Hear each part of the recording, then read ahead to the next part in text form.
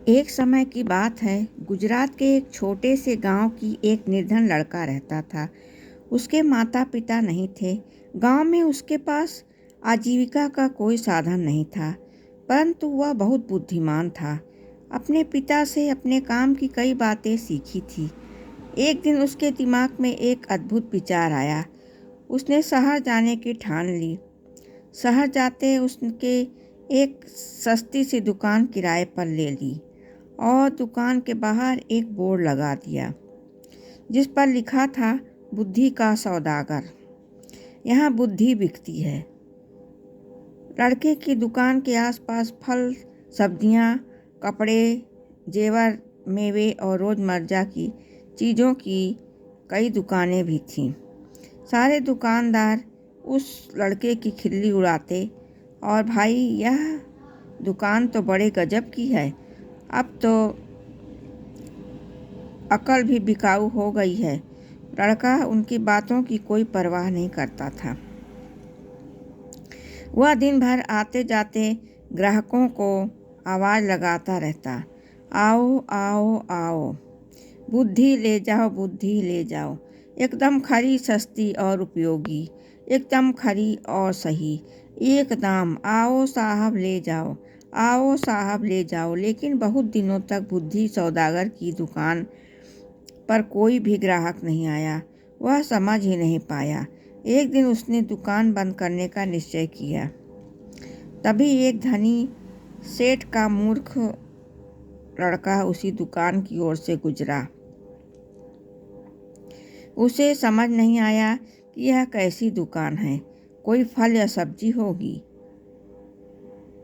मेरे पिता मुझे हमेशा निर्बुद्धि और मूर्ख कहते रहते हैं, क्यों न थोड़ी बुद्धि खरीद लें। यह सोचकर उसने सौदागर लड़के के पास आकर कहा, एक सेर बुद्धि कितने पैसे में लोगे? लड़के ने उत्तर दिया, मैं बुद्धि तौल कर नहीं, उसकी किस्म से हिसाब से बेचता हूँ। मेरे पास तरह तरह की बुद्धि है, सब का दाम अलग अलग है। आपको कैसी बुद्धि चाहिए? तो ठीक है, एक पैसे में जिस तरह की बुद्धि आए दे दो। सेठ का लड़का लापरवाही से बोला। सौदागर लड़के ने एक कागज़ की एक पर्ची निकाली और सेठ के बेटे को दे दी। उस पर्ची पर लिखा था, जब दो लोग आप झगड़ रहे हों तो वहाँ खड़े होना, उन्हें देखना बुद्धिमानी नहीं है। सेठ का बेटा खुशी खुशी घर पहुँचा और उसने पिता को कागज़ की पर्ची देते हुए बोला, देखिए पिताजी, मैं एक पैसे में अक्ल खरीद कर लाया हूँ। सेठ ने पर्ची पढ़ी और तमतमा कर बोले, मूर्ख, एक पैसे में यह क्या लाया है? यह बात तो सभी जानते हैं, तुमने मेरा एक पैसा डुबो दिया।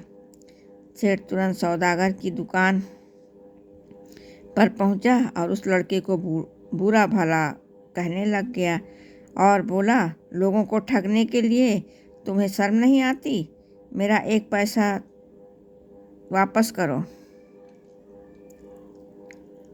पैसा क्यों वापस करूं? माल दिया है, पैसा लिया है। लड़के ने कहा, ठीक है, यह लो अपने कागज़ का फटा हुआ टुकड़ा, और जिसे माल कह रहे हो, नहीं चाहिए हमें यह तुम्हारा माल। यह लो। कहते हुए सेठ उसकी पर्ची वापस करने लगा। पर्ची में नहीं, मेरी सीख वापस करो। अगर पैसा वापस चाहिए तो आपको एक कागज़ पर लिख कर देना होगा कि आपका बेटा कभी भी मेरी सीख का प्रयोग नहीं करेगा। बात बन गई, दोनों पक्ष मान गए। सेठ ने कागज़ पर हस्ताक्षर कर दिया और अपना पैसा वापस लेकर प्रसन्न होकर समय बीतता गया। उत्तर प्रदेश के राजा की दो रानियां थीं। एक दिन दोनों रानियों की दासियां बाजार गईं। वहां पर उनका झगड़ा हो गया। बात हाथापाई तक पहुंच गई। लोग चुपचाप खड़े देख रहे थे। उन्हीं में सेठ का बेटा भी था। झगड़ा बढ़ता गया। देख सारे लोग एक एक करके वहाँ से चले गए, मगर सेठ का लड़का कारनामे के अनुसार वहाँ से जा नहीं सकता था। वह अकेला ही खड़ा रह गया। तब फिर क्या था, दोनों स्तासियों ने उसे अपना गवाह बना लिया। झगड़े की बात राजा रानी तक पहुंची। सेठ और उसका लड़का राज दरबार में लाए गए। दोनों रानियों ने लड़के से कहा कि यह उनके पक्ष में गवाही दे। सेठ और उसके बेटे ने तो होश उड़ गए और कि किसके पक्ष में वह गवाही दे। वे सहायता के लिए बुद्धि के सौदागर के पास पहुँचे।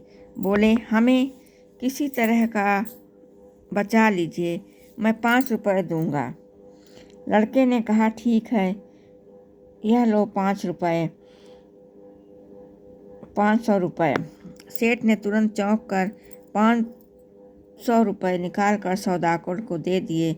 देखो, जब गवाही देने के लिए बुलाया जाए तो पागल की तरह व्यवहार करना। बुद्धि के सौदागर ने उपाय बताया। सेठ के बेटे ने वैसा ही किया। राजा ने उसे पागल समझकर महल से निकाल दिया। इसी तरह की 1-2 घटनाएं और हो गईं। बुद्धि के सौदागर की चर्चा राजा के कानों में भी पड़ी।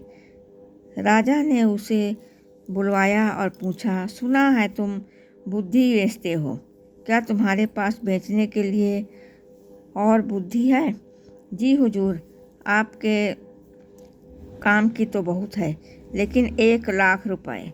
सौदागर लड़के ने कुछ हिचकते हुए कहा, तुम्हें 1 लाख रुपए ही दिए जाएंगे, तुम पहले बुद्धि तो दो। वे बोले। सौदागर ने एक पर्ची राजा को दे दी। राजा ने पर्ची खोलकर पढ़ी। पर्ची पर लिखा था, कुछ भी करने से पहले सब सोच लेना चाहिए। राजा को यह बात बहुत पसंद आई। उन्होंने अपने तकिए के गिलाफ पर, पर्दों पर, अपने कक्ष की दीवारों पर, अपने बर्तनों पर इस वाक्य को लिखवा दिया, जिससे वह इस बहुमूल्य बात को कभी न भूले और न ही कोई और भूल सके। एक बार राजा बहुत बीमार पड़ गया। राजा के एक मंत्री ने वैद्य के पास मिलकर एक षड्यंत्र रचा। उसकी दवा में विष मिला कर ले आया। राजा ने दवा का प्याला अभी मुंह के पास रखा ही था कि उस पर खुदे शब्दों पर उसकी नज़र पड़ी। कुछ भी करने से पहले सब सोच विचार लेना चाहिए। राजा ने प्याला नीचे रखा और दवा को देखकर सोच में डूब गया। यह दवा पीनी चाहिए या नहीं? वैद्य और मंत्री को लगा कि उसका भंडा फूट गया है। वे दोनों डर गए और राजा से क्षमा मांगने लगे। महाराज, हमें क्षमा कर दीजिए, हमसे बहुत बड़ी भूल हो गई है। राजा ने तुरंत सिपाहियों को बुलवाकर दोनों को कारागार में डलवा दिया। बुद्धि के सौदागर को बुलाकर इनाम में खूब सारा धन दिया और उसे अपना मंत्री बना लिया। बुद्धि के सौदागर को वहाँ का मंत्री बनने के बाद सब जितने व्यापारी थे सब दंग रह गए और उसकी बुद्धिमत्ता को दाद देने लगे।